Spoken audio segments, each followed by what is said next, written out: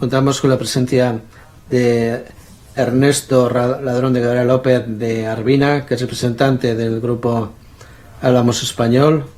Gracias por su presencia y le damos directamente la palabra. Y luego los grupos dispondrán de un tiempo para hacer sus aportaciones. Cuando quieran, pues... Por invitarme a presentar mi planteamiento, que es en realidad el planteamiento de una asociación que se llama Hablamos Español, y sobre todo gracias al grupo proponente de que viniera yo, que es el grupo mixto. Yo quería hacer unas pinceladas, porque para mucho más no me va a dar tiempo. Para eso he traído una ponencia que se registrará en la Cámara a efectos de que los grupos puedan consultarla si tienen a bien hacerlo. Hacer unas pinceladas, y me voy a remontar hace 30 años, cuando yo estaba en la misma ejecutiva del Partido Socialista que Fernando Buesa Blanco, que fue consejero de Educación. Y la foto fija que se me queda de aquellos tiempos fue un consejero de Educación que fue asesinado, y otro consejero de Educación anterior, donde yo fui delegado territorial de Educación en Álava, que también salvó la vida por churro, iba a decir así, perdón por la expresión, porque también iban a liquidarlo, simplemente por defender algo como era la paz escolar. Es decir, y de la paz escolar, o del intento de hacerlo, fueron las anteriores leyes: la Ley de Escuela Pública Vasca, la Ley de Cuerpos Docentes y la Ley de Convergencia de las Ikastolas.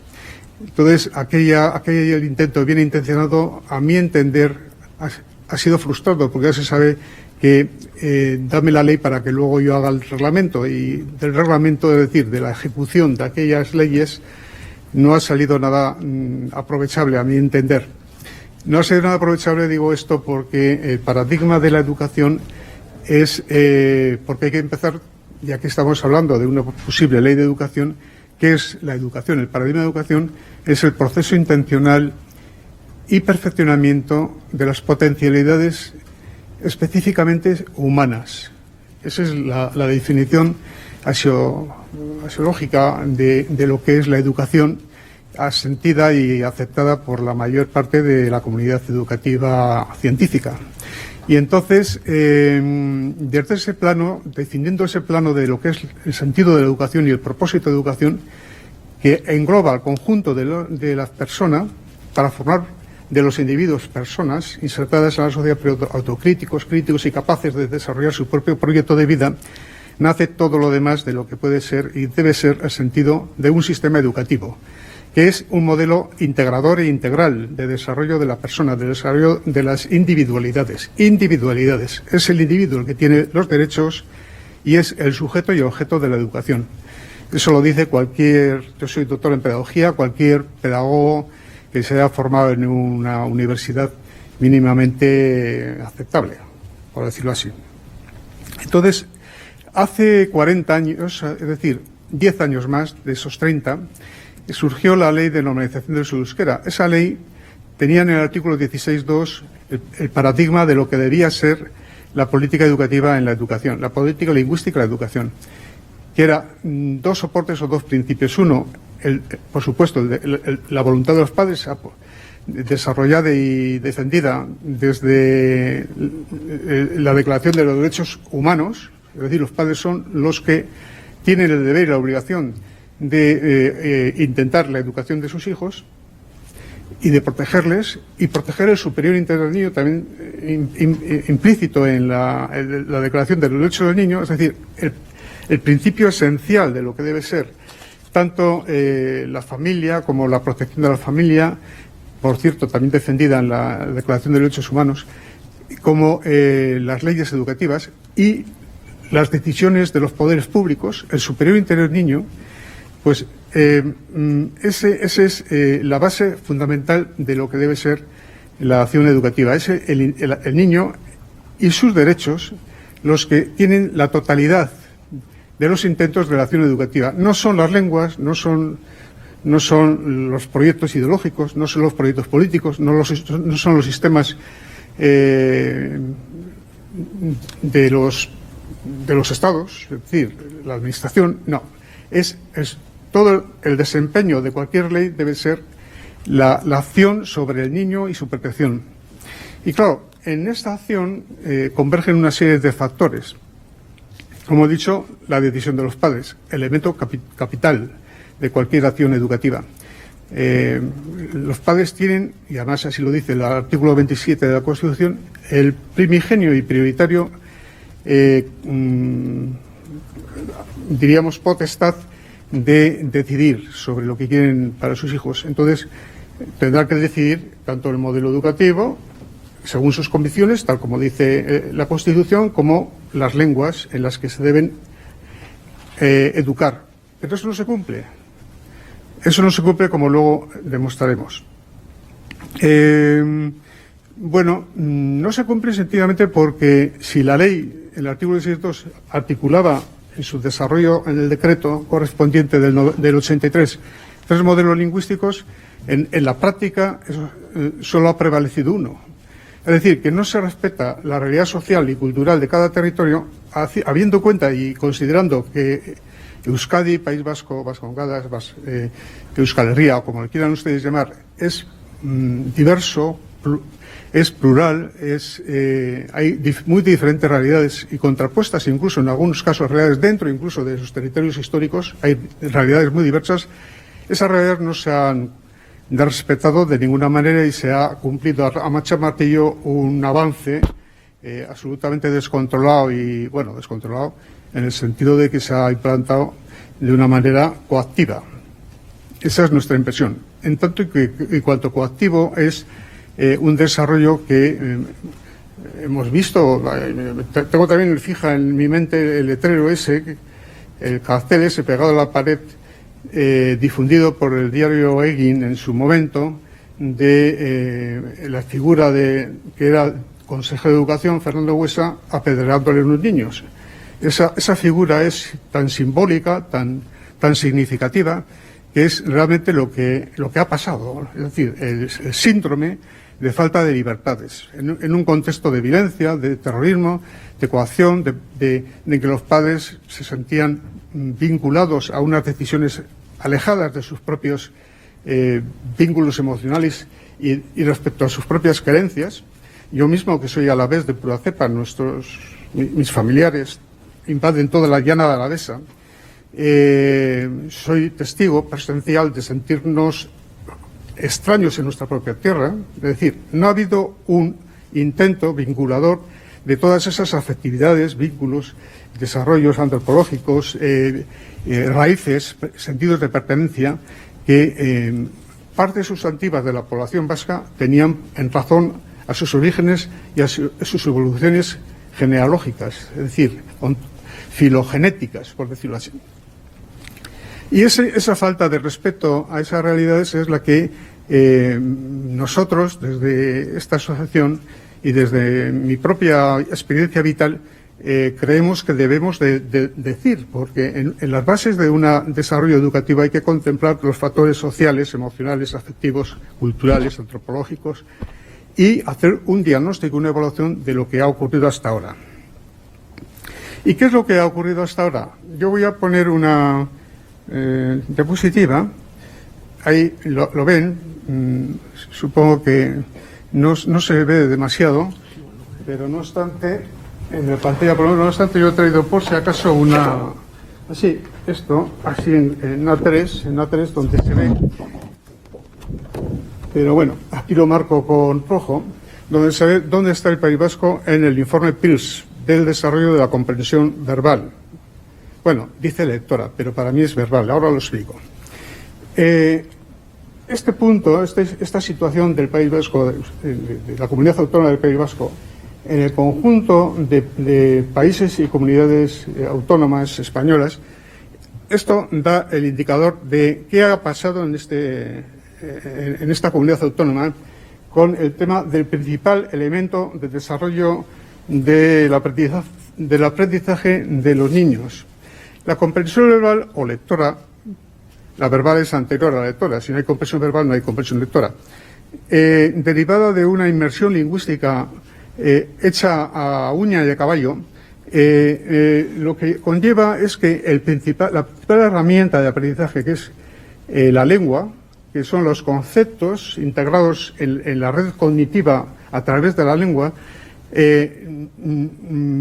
separada de su vínculo afectivo, emocional, afectivo, de contexto y de la realidad de uso en la calle, lo que hace es que ese niño se sienta como pulpo en un garaje. Y no digamos si como venimos experimentando desde hace años, la integración de elementos ajenos a nuestra propia comunidad autónoma, o sea, a los aborígenes, a los propios vascos de aquí, en masas de inmigración, que a mí me parece que eso enriquece, da mestizaje, da multiculturalidad, en fin.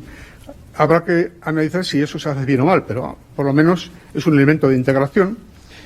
Eso aporta una nueva situación en la que a esos alumnos, en un modelo de inmersión lingüística, les haces un disparate. Al 15% que está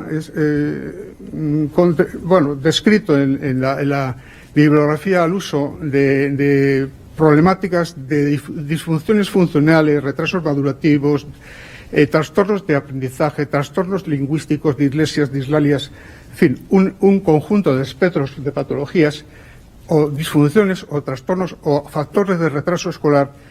A esos no les damos ninguna solución. Están condenados al fracaso, más del 15% en la curva de Gauss. Claro,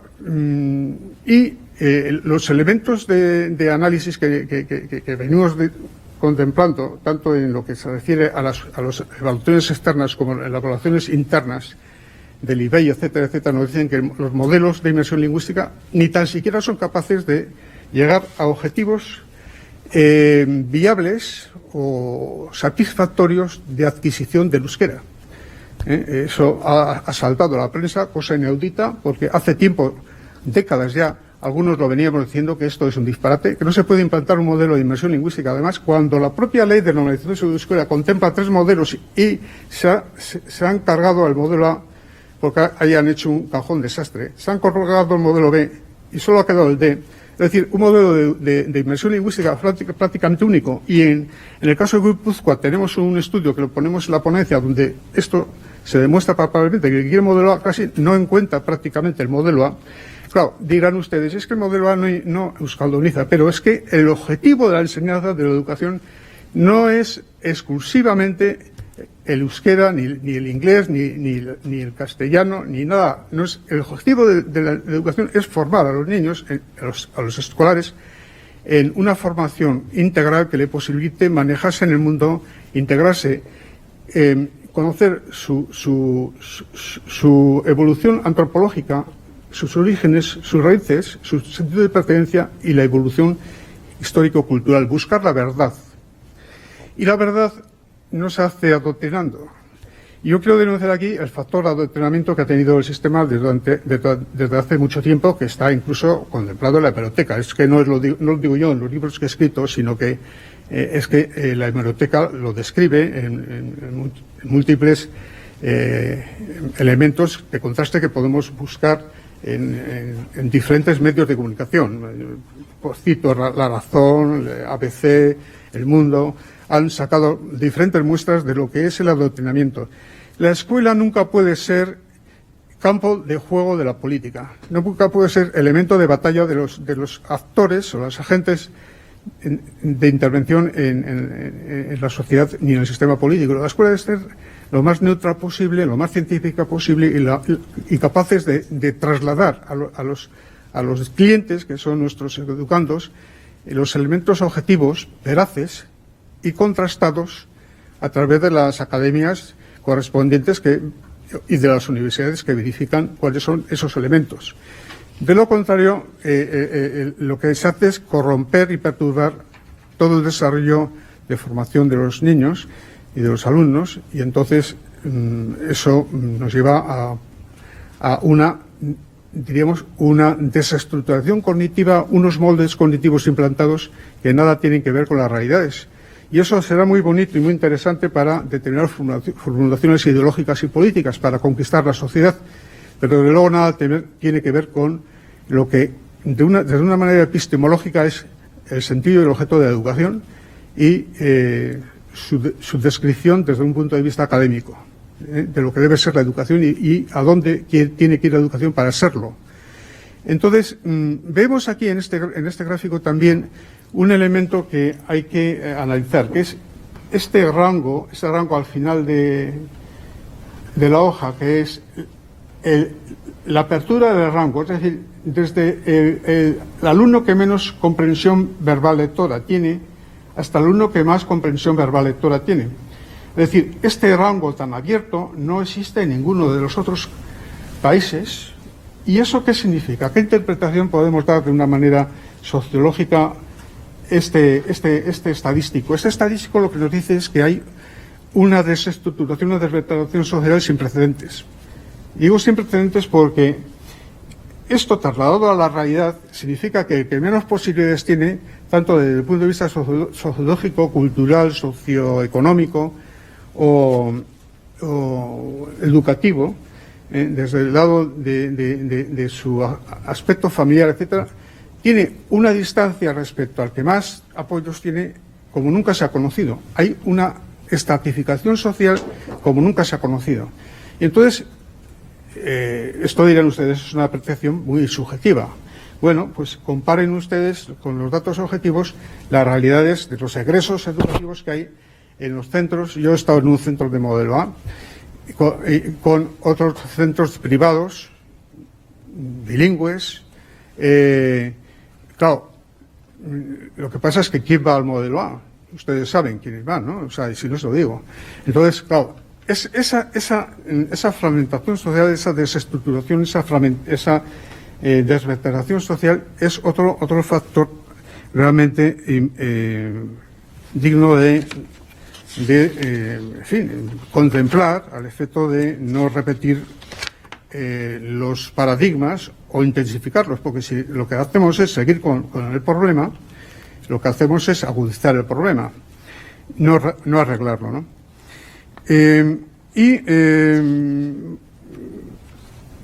Derecho a la lengua materna. Esto que acabo de decir, va vinculado a que la lengua materna es el paradigma desde el cual tanto la UNESCO como, por ejemplo,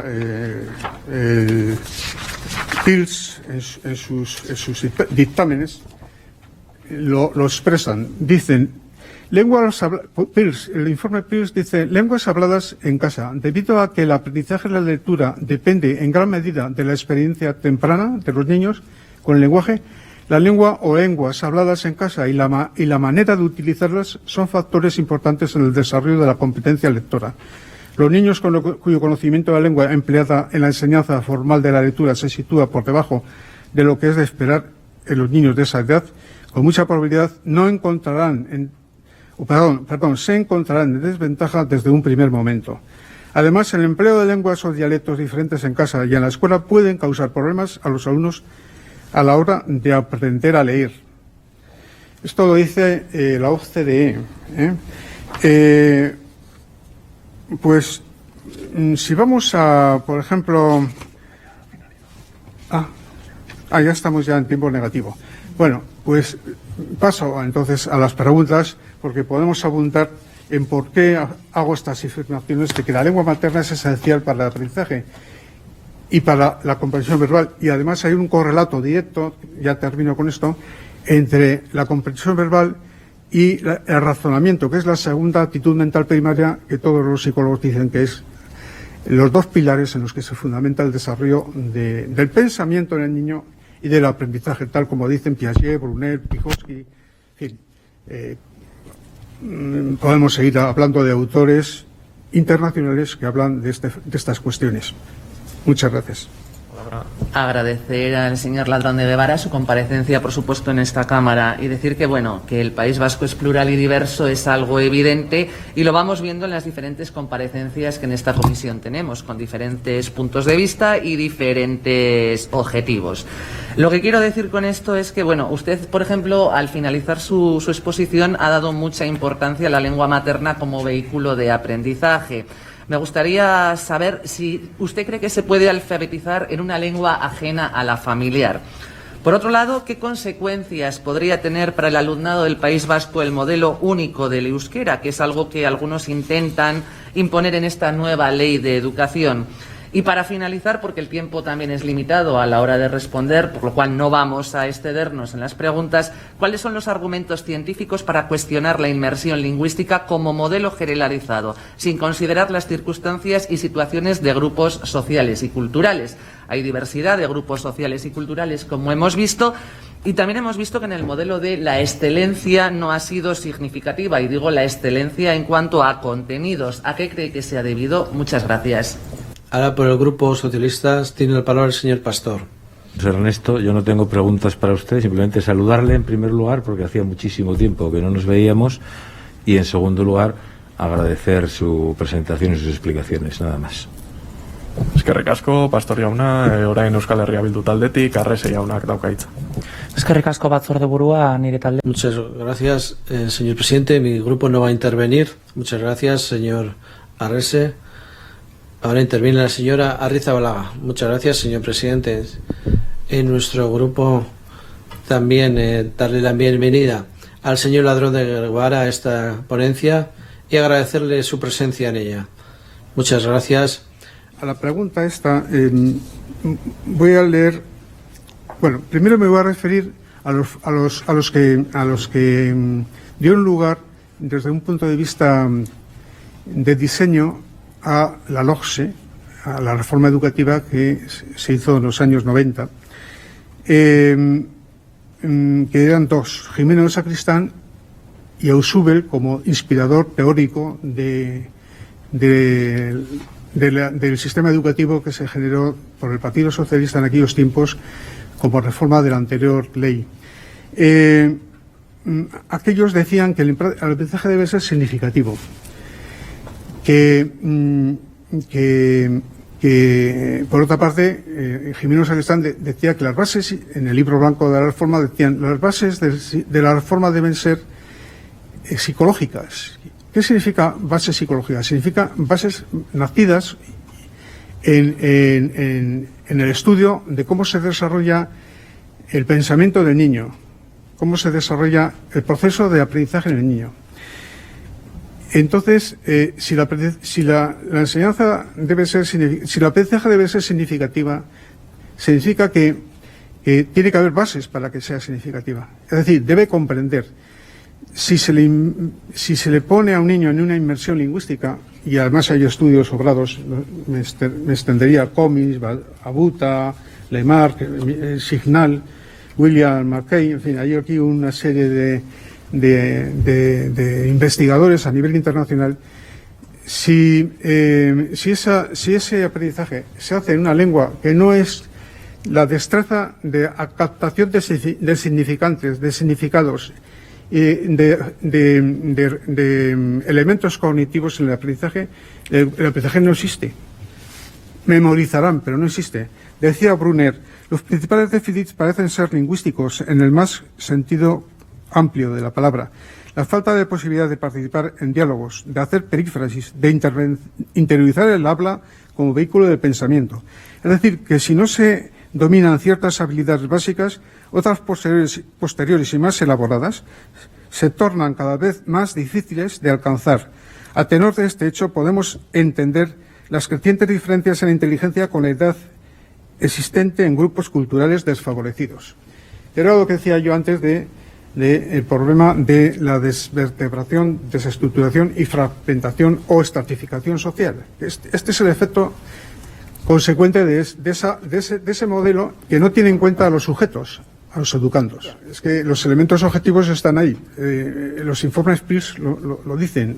En los propios estudios de la propia consejería, a través del IBEI, lo manifiestan. El Consejo Escolar de Euskadi lo lleva diciendo en diferentes informes. Es decir, el sistema no funciona, pero no funciona porque no se aprende euskera, sino no funciona porque el modelo de inmersión no funciona, porque es diglósico, porque no puede hacerse un modelo de inmersión que contravenga la realidad social y cultural de los entornos en los que se desarrolla el alumno. Un niño que requiere un apoyo familiar no puede recibirlo, porque la familia, en los casos de familias de entornos castellanohablantes, lógicamente, porque la familia no puede ayudarle en una lengua que no domina. Entonces, están en clara situación desfavorecida con respecto a los alumnos normales. Entonces, esto si no se aborda, tiene consecuencias y también tiene responsables, como consecuencias de responsables que adoptan decisiones inadecuadas. Y no puede quedar esto impune a lo largo del tiempo, que pasen 40 años, que pasen 50 años, que siga pasando el tiempo y siga cayendo gente en el fracaso, en los diferentes fragmentos de la comunidad educativa.